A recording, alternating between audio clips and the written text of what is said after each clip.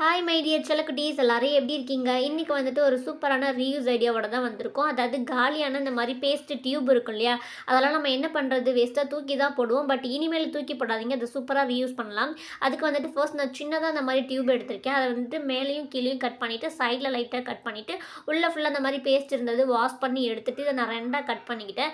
Cut பண்ணிவிட்டு ஒரு இதை நான் ரெடி பண்ணி வச்சுட்டேன். இப்போ எப்படி பண்ணுறதுன்னு நான் சொல்லி காமிக்கிறேன். பேக் சைடில் திருப்பிட்டு இந்த மாதிரி மடக்கிக்கோங்க, ரெண்டு சைட்லேயும் கொஞ்சம் கொஞ்சம்.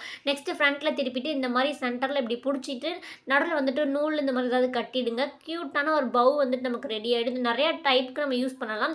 எது எதுக்குன்னு சொல்லிட்டு நான் ஒன்றுக்கு மட்டும் சொல்கிறேன். மிச்சம் எல்லாமே நான் பிக்கு காமிக்கிறேன், அதை பார்த்து தெரிஞ்சுக்கோங்க எதுக்கெல்லாம் யூஸ் பண்ணலான்னு. இந்த மாதிரி ரெண்டு சைடு லைட்டாக இழுத்து விட்டதுக்கப்புறம் நம்ம குஷி பின், கேர் பின் இந்த மாதிரி இருந்துச்சுன்னா அதை பேக் சைடில் வச்சு க்ளூ போட்டு ஒட்டிட்டு நம்ம தலைக்கு வந்துட்டு குத்திக்கலாம். இதை உங்கள் குழந்தைங்க ஸ்கூலுக்கு போகும்போது குத்தி விட்டிங்கன்னா அவ்வளோ க்யூட்டாக இருக்கும். சென்டரில் ஒரு ஸ்டோன் மட்டும் வச்சுக்கோங்க. ஓகே, இந்த வீடியோ பிடிச்சிருந்தா யூஸ்ஃபுல்லாக இருந்தால் லைக் பண்ணுங்கள். Bye by.